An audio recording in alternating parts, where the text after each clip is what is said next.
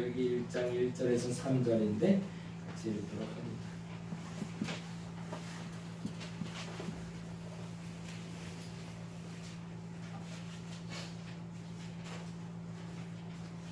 레위기 1장 1절에서 3절까지 다 같이 자리에서 일어나셔서 우리 같이 한 목소리를 읽도록 합니다. 천천히 한 목소리를 1절에서 3절까지 읽을까요? 읽겠습니다. 여호와께서 회막에서 모세를 부르시고 그에게 말씀하여 이르시되 이스라엘 자손에게 말하여 이르라 너희 중에 누구든지 여호와께 예물을 드리려거든 가축 중에서 소나 양으로 예물을 드릴지니라 그 예물이 소의 번제이면 흠없는 수컷으로 회막문에서 여호와 앞에 기쁘게 받으시도록 드릴지니라. 아멘. 자리에 앉아주시기 바랍니다. 예, 오늘은 예배에 대해서 오늘 다시 한번 마무리하도록 합니다. 지난 주간 나눠드렸던 프린트물 오늘 다시 한번 읽어볼까요? 예, 나눠드린 프린트물 보시면서 적으면서 가시면 될 것 같아요. 오늘은 적는 게 조금 많아요. 그래서 제가 천천히 불러드릴게요. 이제 얼마 안 남았는데 예배 그리고 이제 두 가지 주제 나누면 이제 끝이 나는데 이 주제는 우리 이제 세가족 교재로 사용할 예정입니다. 그래서 여러분 잘 가지고 계시다가 속회에서도 나눌 수 있도록 교재를 드릴 거고 제가 프린트물을 따로 드릴 거예요. 그리고 이제 속장되신 분들은 제가 이 책을 한 권씩 사드릴 겁니다. 속장들이 교육을 우선적으로 할 수 있도록 해드릴게요. 속장들이 이 책을 다시 좀 숙고하시고 그리고 프린터물도 다시 한번 보시고 유튜브도 보시면서 쫓아와 주시면 감사하겠습니다. 지난 나눔 한번 볼까요? 같이 한번 읽어보겠습니다. 지난 나눔이라 적혀있는 거 보이시죠? 네, 이 프린트물의 요 위에 있는 거 보시면 됩니다. 네, 같이 한번 읽어볼까요? 양심에 두드리는 소리를 들어야 합니다. 그게 무슨 말일까요? 요한계시록 말씀을 말씀드리면서 말씀드렸어요. 우리가 예배 드릴 때 이 예배라는 것은 단지 자리에 앉아 있고 찬양하고 기도하고 이게 중요한 게 아니라 뭐를 하는 거다? 내 양심을 쾅쾅쾅 주께서 그 문을 두드리고 계시듯이 내 양심의 문을 두드리고 계시는 시간이 예배 시간입니다. 이 주일 예배 시간뿐만 아니라 내가 하나님 앞에 나와서 혹은 내가 길을 걸어가도 꽝꽝꽝 하고 이 양심에 부딪히는 소리를 들으면 그 시간이 바로 예배 시간이라는 거죠. 그래서 둘 이상이 모인 것은 내가 함께 한다라는 성경의 말씀이 있는 것처럼 태호와 동민이가 셋이 앉아서 나랑 같이 얘기하다가도 주의 음성을 듣게 된다면 그 자리가 곧 예배가 된다는 거죠. 예, 이게 중요한 것은 우리 성도들 가운데 하나님이 오셔서 말씀하실 수 있는 시간을 열어드리는 것 그것을 예배라고 얘기합니다. 그러면 그 양심의 소리는 어떤 얘기가 들릴까요? 일반적으로는 책망하는 소리가 들리겠죠. 그렇죠? 잘못했어. 그거 바꿔야 돼. 근데 또 괜찮아. 잘하고 있어. 염려 마. 라는 얘기를 하기 위해서 문을 두드리시는 거죠. 그래서 그 양심의 소리에 그 두드리는 소리에 여러분이 뭘 하는 걸까요? 마음의 문을 열기만 하면 주께서 어떻게 하신대요? 그와 더불어 먹고 그는 나와 더불어 먹으리라라고 얘기하시죠. 그건 뭐죠? 함께 거하게 된다는 거죠. 그리고 나서 주께서 나의 나됨을 발견할 수 있도록 도와주시는 것 그것이 참된 예배다. 네, 볼까요? 그리고 반응하는 것이 바로 예배입니다. 그 다음 같이 읽을까요? 예배는 그분이 나의 마음의 문을 두드리며 때로는 뭐 하신다고요? 탄식하시고 때로는 염려하시고 때로는 격려하시는 말씀을 들음과 거기가 중요하죠. 듣는 것으로 끝나면 예배가 아니에요. 들음과 행함이 있어야 예배입니다. 나로 탄식하시는 이유는 뭘까요? 내 죄가 있기 때문이겠죠. 염려하시는 이유는 뭘까요? 죄를 지을 수 있기 때문에.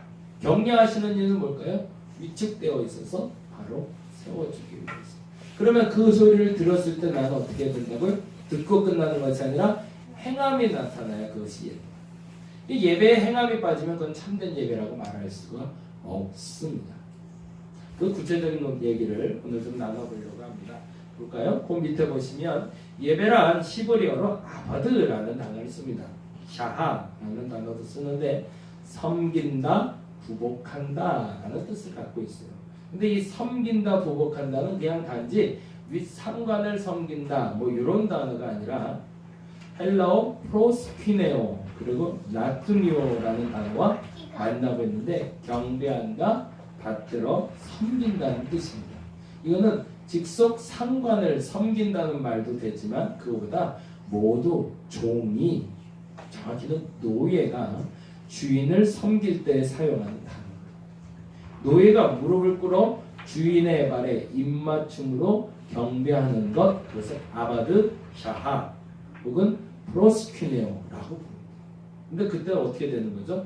주인의 발에 입을 맞춤으로 경배하면서 그들은 그들 됨이 사라집니다. 온전히 내 안에 주님의 뜻만 주인의 뜻만 남는 것 그것을 예배 아바드라고 부릅니다. 마찬가지로 예배란 경배하는 사람이 없어지는 거예요. 내가 그 순간 싹 사라지는 거죠. 그리고 내 안에 그분만 가득 채워지는 거예요. 하나님만 온전히 드러내는 행위를 예배라고 합니다. 또한 예배를 영어로는 worship이라고 부르죠. 가치를 따르는 was와 신분을 뜻하는 ship의 합성어입니다. 즉 최상의 가치와 존경을 받으실 만한 그 가치 있는 분에게 드려지는 행위를 우리는 예배라고 얘기합니다. 그래서 그분 앞에서 내가 꽝꽝꽝 이게 다른 거죠. 그냥 내가 우리 태호 가슴을 꽝꽝꽝 치면서 문 좀 열어줘 이거하고 개념이 다른 거예요. 그 높으신 분이 그 위대하신 분이 내게 직접 오셔서 문 열어달라고 얘기하시는 거죠. 종교의 가치가 다른 분이 내게 찾아오시는 겁니다. 그리고 그분께 내 마음을 여는 걸 예배라고 얘기합니다. 그걸 그래서 사실은 이제 뭐 독재 정권하고 이렇게 비교해서 뭐 그 독재에 우리가 노예 신분처럼 이렇게 사는 건 어렵고 힘들고 불편한 거 아닌가 그러는데 그거하고 완전히 개념이 다른 거죠. 그것도 한번 보겠습니다. 그런데 중요한 것은 그 예배의 요소들은 우리의 삶 속에서 구약의 예배에서 나타난 모습들이 드러나져야 된다. 구약의 예배가 크게 레위기에는 5가지 예배가 나옵니다. 번제, 소제, 속제제, 속건제, 화목제인데 그 5가지 예배의 의미를 한번 살펴보도록 합니다. 첫째, 번제 이제 적을게요. 천천히 적어갈까요? 예배는 뭐라고 적으면 될까요? 온전한 자기 부인과 주급. 여기 슬러시를 이렇게 확 잘라놔. 제가 나중에는 황호정 원사님하고 윤 원사님하고 우리 강건사님하고 권혁순 집사님 거는 제가 답을 적어서 드릴게요. 죄송해요. 그 생각을 왜 항상 못했지? 요건 제가 적어서 다음 주부터 꼭 드리도록 하겠습니다. 예배는 온전한 자기 부인과 죽음 그리고 또 하나가 붙어야 됩니다. 온전한 자기 헌신이 있어야 됩니다. 그거를 번제라고 합니다. 왜 번제는 온전한 자기 부인과 죽음 그리고 온전한 헌신이라고 할까요? 그 예배를 드리는 방법이 그래요. 양이나 소나 재물을 가질 수 없는 사람은 비둘기를 가지고 비둘기 목을 꺾어서 바치게 되어 있는데 중요한 건 재물을 가지고 왔을 때 재물을 제사장에게 이렇게 주고 이 재물 제가 갖고 왔습니다. 이거 받아주세요. 이거 바쳐주세요. 라고 하는 게 아니라 어떻게 하는 거냐면 내가 직접 그 짐승을 잡는 거예요. 근데 중요한 것은 양을 가져오고 소를 가지고 비둘기를 가져올 때 친히 본인이 기르던 거. 나중에 성전 문화가 망가지기 시작한 건 뭐냐면 예루살렘 성전에서 비둘기도 팔고 소도 팔고 양도 팔았거든요. 그래서 예수께서 그걸 뒤엎으셨죠. 왜 뒤엎으셨을까요? 먼 거리에서 있는 사람들이 준비하지 못한다고 해서 미리 챙겨놓은 건데 사실은 본인 스스로 준비해 오지 않은 예물을 예배당 앞에서 그냥 달랑 사갖고 그 재물 중에 좋은 거 하나 주세요. 아 이거 바쳐야겠다. 이렇게 갖고 오는 거 그건 아니야.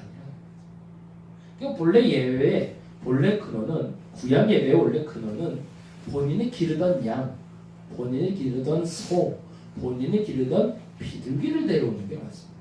그래서 유대인들은 비둘기를 기르는 비둘기 그 집합소가 있었어요. 지금도 그게 남아 있더라고요. 지금도 거기에 비둘기들이 살고 있고. 근데 그렇게 갖고 와서 하는 게 뭐냐면 첫 번째 목을 따는 일을 먼저 합니다. 근데 목을 따는 거는 본인이 기르던 양의 목을 따려고 그러면 그게 얼마나 고통스러울까. 근데 특히나 이 양이라는 짐승은 좀 특별한 게 양은 죽을 때 소리를 내지 않는데요. 그리고 멀뚱멀뚱 쳐다본대요. 그러니 그걸 어떻게 잡아요? 그것도 애기중지, 그 중에 제일 좋은 거, 제일 튼실한 거 갖고 왔잖아요. 근데 그걸 갖고 와서 묶어놓고 번제단에 묶어놓고 잡으려면 주인을 이렇게 강아지 마냥 멀뚱멀뚱 쳐다본대요. 그 눈망울로. 근데 그거를 목을 따야 되게요. 그러면 양이 그 털이 하얗잖아요. 그럼 그 털에 온몸에 피가 흐르는 거를 본인이 봐야 돼요. 근데 그걸로 끝난 게 아니라 이러고 있어. 나 이제 못하겠어. 이러면 예배가 아니에요. 목을 따고 나서 그 피가 다 흐른 다음에 가죽을 벗겨서 각을 뜨는 일까지 본인이 하게 돼 있어요. 그건 레위인의 몫이 아니었어요. 레위인은 뭐야? 그 각을 뜨는 방법을 알려줘요. 그러면 그동안 본인이 뭐 할까요? 스스로 느끼는 거죠.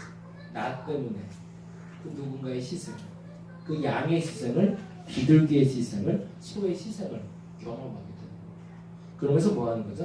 내가 죽는 거죠. 그래서 아까 말씀드린 대로 온전한 자기 부인과 죽음이 첫 번째입니다. 그리고 두 번째는 온전한 자기 헌신인데, 그게 무슨 말이냐면 번제라는 게 태워드리는 제사라는 뜻이에요. 근데 단지 태워드리는 게 중요한 게 아니라 다 없어지도록 태우는 거예요. 그 양이 하나도 남김없이 제가 될 때까지 다 태우는 걸 번제라고 합니다. 그래서 온전한 헌신은 예배, 그걸 번제라고 합니다. 우리의 예배의 첫 번째 요소가 그거라는 거죠. 올 때 어떤 예물을 가지고 왔는가. 요즘은 이제 현금으로 갖고 오니까 조금 그렇긴 한데, 어제 저희가 이제 고민을 했는데 우리가 의자를 샀어요. 의자가 저게 원래 한 개당 이제 가격으로 얘기하면 7만 원 정도 되더라고요. 근데 같은 모양으로 찾기가 되게 어려워요. 그래서 고민을 하다가 중고로 조금 사게 됐습니다. 그나마 모양 괜찮은 걸로. 근데 전라도 광주에 있더라고요. 그래서 가서 볼 수가 있나. 근데 사진으로 봤더니 가장 비슷해요. 그래서 얼른 그거를 샀는데 와보니까 그 뭐라고 그러죠? 그러니까 직물로 돼 있는 걸로 샀어요. 가격은 절반 가격으로 해서 35만 원에 샀어요. 10개가 25만 원인데 택배비 10만 원 붙어서 35만 원. 근데 본래 가격이 70만 원이니까 절반 가격에 산 거죠. 그것만 해도 얼마나 가치 있게 잘 샀나 몰라요. 생각에는 그렇게 생각을 했어요. 그래서 싸게 잘 샀다 그랬는데 조금 얼룩이 있어서 그건 좀 지우려고 그래요. 그래서 하여튼 뭐 잘 샀어요. 의자 앉아보니까 괜찮죠? 네. 뭐 동메이가 앉아서 무너지지 않을 정도면 아주 튼튼한 거라고 믿어지고. 근데 문제는 뭐냐면 그걸 살 때 이제 급하게 그런 건 보통 매물이 나왔다 바로바로 나가니까 매물 결제를 제 카드로 일단 결제를 했어요. 그리고 이제 교회 성물을 산 거니까 교회 돈을 이제 저한테 이제 입금시킬 수 있도록 제 통장에 입금을 시키는데, 입금을 시킬 때 마음에 이상하죠. 계좌 이체를 제 이름으로 돼 있고 교회 이름도 제 이름으로 돼 있는데 제 걸로 옮기는데 그게 돈이 붙더라고요. 농협통장에서 농협통장으로 옮기는데, 그래서 35만 500원이 붙었어요. 그럼 어떻게 된 거죠? 35만 원이 교회 헌금이잖아요. 그렇죠? 그리고 제 통장에 얼마가 들어와 있어요? 35만 500원이 들어와 있어요. 근데 내내 마음이 불편하대요. 뭐가 불편했을까요? 내가 500원 가져간 게, 그 헌금 중에 500원 쓴 게 왜 그렇게 부담이 되는지, 그래서 그거 헌금하려고요. 다시. 굉장히 중요한 가치를 하나님이 알려주셨어요. 그게 아마 오늘 예배를 알려주기 위해서 그랬던 것 같아요. 우리는요, 성물과 내 것을 구별할 수 있는 지혜가 필요합니다. 하나님께 드린 게 뭘까요? 하나님께 드려졌다는 게 뭘까? 근데 그게 건성이 아니더라는 거예요. 혹여 여러분 마음속에 불편함이 있다면 그 불편함을 제거하시고 예배하셔야 됩니다. 진짜 예배는요, 온전한 자기 부인과 죽음이 먼저 전제돼요. 하나님께 드려놓고서 나중에 부담되는 거죠. 적게 드릴까? 아나니아와 삽비라처럼 너무 많이 했다 헌금. 이번 주에는 다음 주에 조금만 해야지. 이번에 너무 많이 헌신했다. 이번엔 조금만 해야지. 무슨 일이 벌어진 거죠? 하나님 앞에 드리면서 죽지 않은 거죠. 아직도 그 헌금이 살아있는 거죠. 그리고 아직 내 거죠. 그래서 11조의 기준이 하나님께 드리는 기준이 아니라 내 기준이 되어 있는 거죠. 하나님께 드린 것은 드린 겁니다. 그리고 그냥 난 죽는 거예요. 그리고 그로 말미암아 하나님께 온전히 드려질 수 있도록 여러분이 드릴 수 있는 분들 되시길 바랍니다. 그건 예물뿐만 아니라 예배의 자세도 마찬가지거죠. 오늘 예배의 자세도 내가 어떤 예배의 자세로 예배를 드리냐. 그렇다고 뭐 똑바로 앉아서 뭐 일렬로 앉아서 이런 얘기가 아니라 하나님 오신 건 마음이니까 그 마음속에 진짜 예배를 드리고 있는가 여러분 점검하는 걸 번제라고 얘기합니다. 두 번째가 있습니다. 소제인데요. 소제도 재밌어요. 한번 적어보죠. 누룩은 정말 죄송한데 다음 주에 진짜 답을 적어서 설명 꼭 드릴게요. 항상 수요일 날은 그렇게 하면서도 이렇게 착각을 했어요. 누룩은 부풀리는 것이고 꿀은 겉만 달게 하는 겁니다. 그건 무슨 말이냐면요. 소제는 특별하게 짐승으로 드리는 제사가 아니라 곡식 제사예요. 그래서 이걸 감사제라고 부르는데 혹은 번제를 드리고 속제제 드리고 속건제 드리고 화목제 드린 다음에 꼭 같이 드리는 겁니다. 번제를 드려서 다 태웠어요. 그러면 아우 하나님 감사합니다. 그리고 소제도 또 드립니다. 속제제를 드린 다음에 또 소제도 드려요. 그래서 예배가 두 번 드려지는 거죠. 첫째는 먼저 짐승으로 제사를 그리고 두 번째는 곡식으로. 근데 이 소제물에는 반드시 누룩이 들어가면 안 되고 꿀이 들어가면 안 돼요. 그 이유를 설명하는 거예요. 왜냐하면 누룩은 거짓으로 부풀리는 거예요. 꿀은 본래의 맛이 아닌 단맛을 내게 하는 거니까 그거는 진짜 감사가 아니라는 거예요. 그리고 이렇게 되어 있습니다. 반대로 소금을 넣게 되어 있습니다. 왜냐하면 소금은 자기가 없어짐으로 있는 것을 그대로 보존하는 역할을 하기 때문에 이게 굉장히 중요한 거죠. 그래서 소제물에는 누룩과 같이 가식적으로 스스로를 꾸미는 것을 진짜 감사라고 말하지 않습니다. 내 향기가 아니라 다른 향기가 나는 것 그것을 우리는 소제라고 말하지 않습니다. 나의 나됨을 온전히 드러내는. 근데 더 중요한 건 하나님 앞에 드려졌을 때 없어지는 거죠. 나는 없어지고 본연의 것만 보존될 수 있도록. 그것이 진짜 감사라는 어떤 감사를 해오셨나요? 기도할 때 많이 나세요. 어떻게 감사하세요? 하나님 감사합니다라고 기도하겠습니다. 그러면 어떻게 기도하세요? 어느 순간 보면 정말 그걸 감사해서 감사하는 거예요. 한번 적어보세요. 여러분의 감사 기도 한번 다 같이 감사 기도 해보겠습니다. 그러면서 한번 적어보세요. 한 10개만 적어보세요. 그리고서 한번 다시 따져보세요. 진짜 감사해서 감사라고 했나? 사실은 아닌 게 많아요. 거기에 누룩이 들어간 게 많아요. 꿀 발라 있는 게 많아요. 왜요? 네, 남들 보라, 남들 들으라. 오늘 예배드리게 하셔서 감사합니다. 진짜 감사하시나요? 그게 소제입니다. 세 번째, 속죄제가 있는데요. 속죄제는 삶 가운데서 죄를 인식, 어려운 단어인데 죄를 깨달을 때 말하는 뜻이죠. 인식할 때마다 속죄를 위하여 드리는 제사였습니다. 제사의 방법은 언제와 비슷한데 중요한 것은요. 구별되는 특징은 죄를 깨닫는 즉시 드려야 된다는 거예요. 야, 이게 굉장히 중요해요. 번제는 드리는 날이 있었어요. 상번제라고 해서 아침 저녁으로 번제를 드렸습니다. 그래서 아침에 번제, 저녁에 번제를 헌신의 예배를 드렸는데 더 중요한 게 속죄제는 죄사 말 그대로 그 양을 잡고 염소를 잡고 그리고 비둘기 잡는 데 더 중간점을 두고 있어요.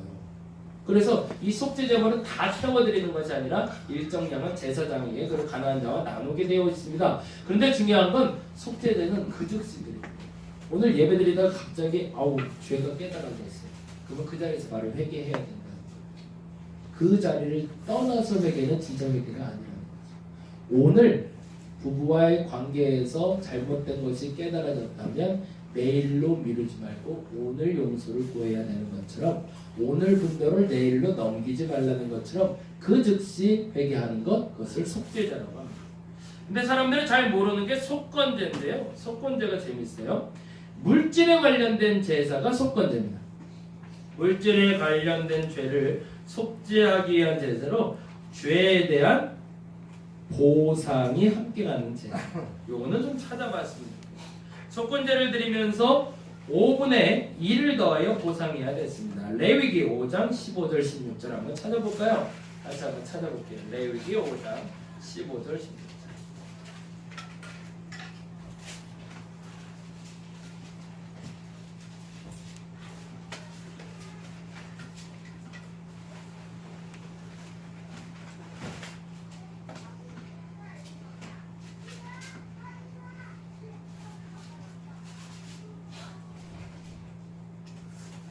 네, 같이 한번 5장 15절, 16절 같이 한번 읽어보겠습니다.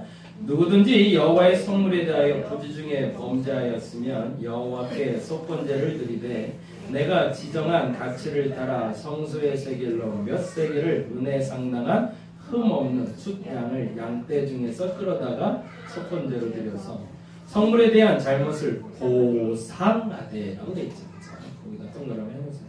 속건제는 재물에 대한 것인데 특별히 성물에 대한 것입니다. 잘못을 보상하되 그것에 5분의 1을 더해서, 그러니까 100만 원이면 얼마를 더해야 되는 거죠? 20만 원을 더 더하는 거죠. 제사장에게 줄 것이요 제사장은 그 속건제의 숫양으로 그를 위하여 속죄한즉 그가 사함을 받으리라. 근데 이 부분 때문에 사람들이 이제 헷갈리는 게 뭐냐면, 그러면은 내가 예를 들어서 박 집사님한테 내가 100만 원을 도둑질했어요. 박 집사님 지갑에서. 근데 그게 깨달아졌어요. 근데 그걸 갚아야 되잖아요. 근데 그걸 왜 박 집사님한테 갚지 않고 하나님께 갚아요? 그렇죠? 이건 좀 문제가 있는 거 아니에요?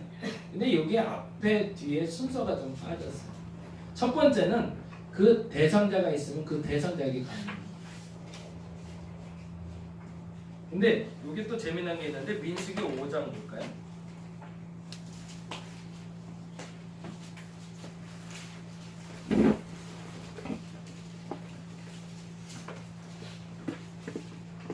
민수기 5장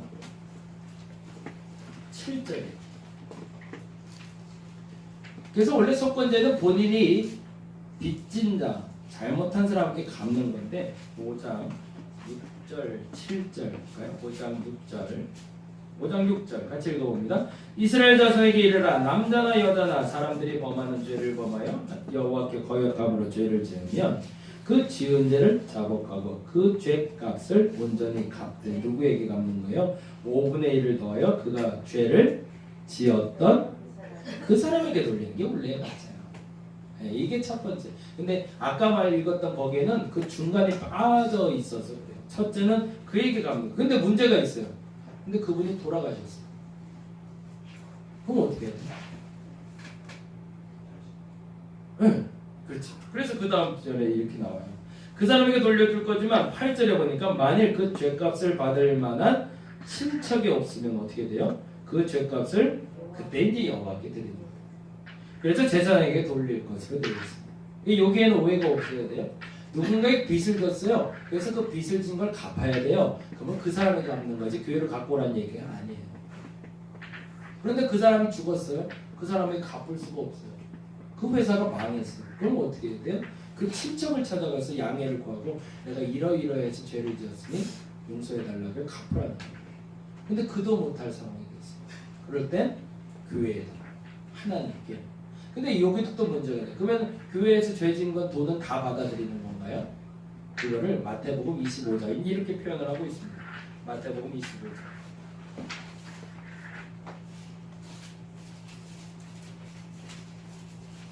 40절.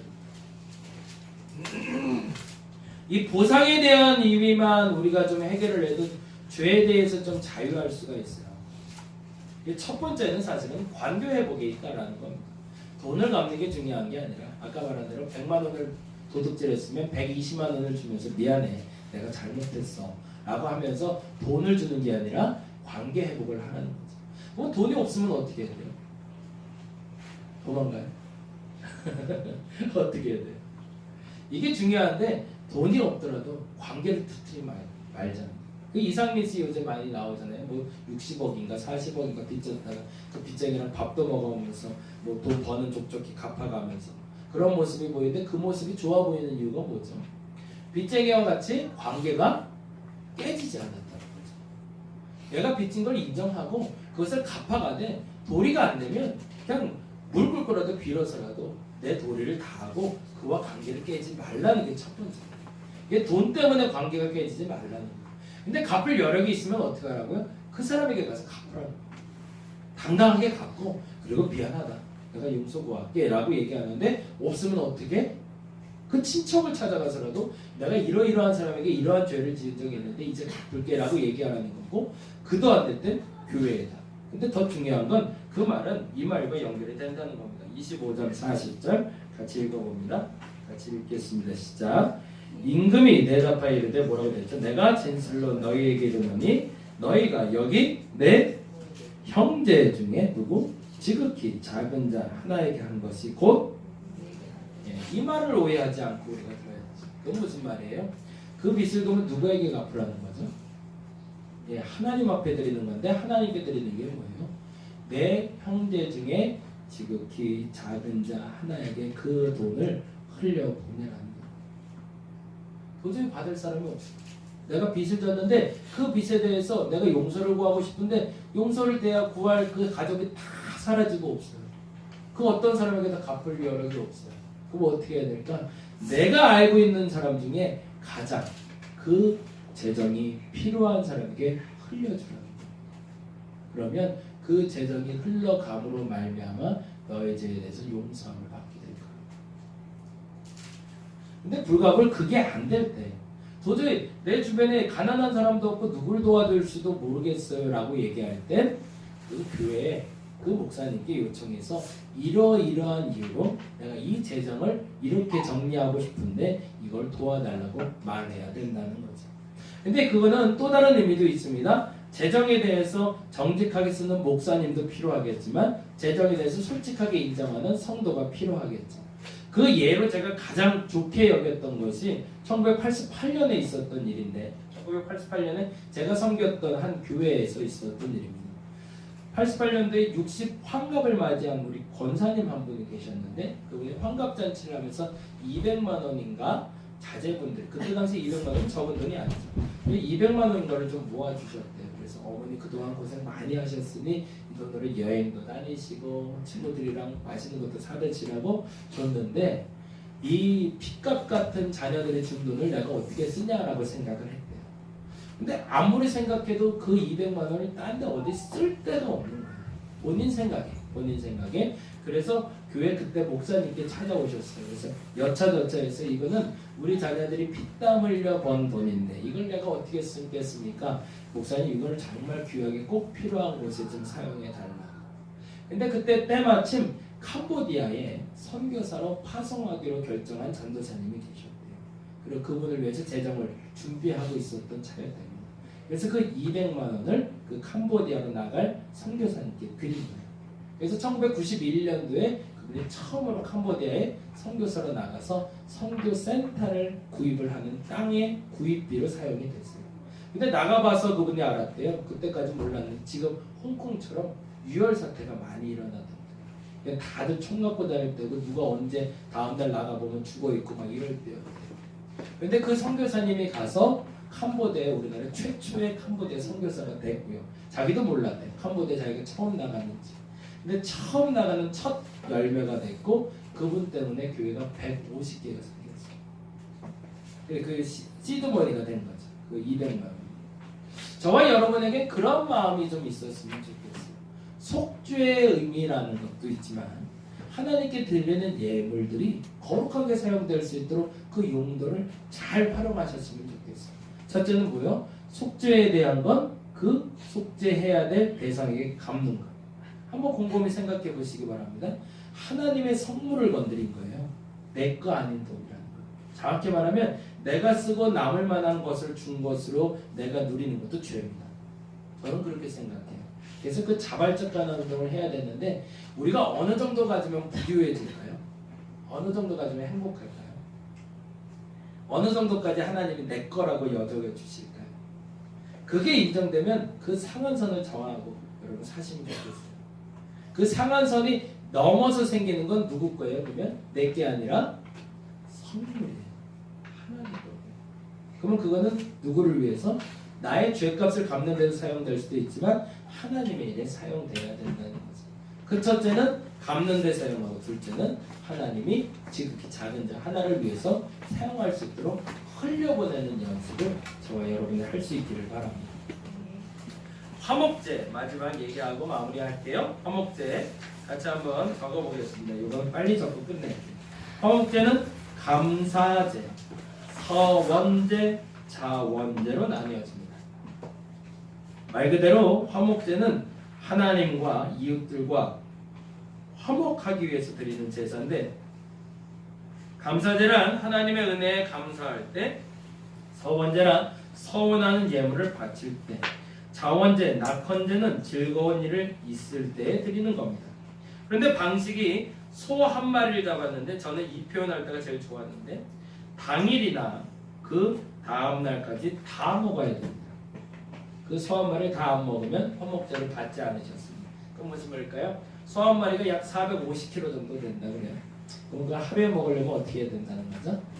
네, 마을 잔치를 벌이라는 거죠. 이제 미운 사람, 싫은 사람, 좋은 사람 다 불러다가 마을 잔치에서 뭐예요? 그동안 서운했던 것을 풀어버리라는 거예요. 그게 화목제. 그래서 다음 날까지 만약 음식이 남아 있으면 이 셈을 안 받는 거예요. 다시 바쳐야 돼요. 다시. 그럼 어떻게 돼요? 사방팔방에서 사람들 끌어모아서 다 먹어야 되는 거예요. 그러면 얼마나 행복한 날이었겠어요. 그래서 이 날을 감사, 서원, 자원제라고 합니다. 주께서 하신 예배가 이 5가지 예배 중에 소제 빼고 나머지 예배를 다 완성했다고 그래요. 그럼 우리에게 남아있는 건 뭐예요? 소제를 드리는 거예요. 근데 우리의 삶 속에서 이 헌신과 감사와 죄사함과 보상과 화목에 대한 예배가 오늘 예배 가운데 드려지고 있다면 진짜 예배를 드리신 거라는 거예요. 한번 생각해 보세요. 오늘 예배 드리면 어떤 마음이 남을까요? 죄사함의 감사?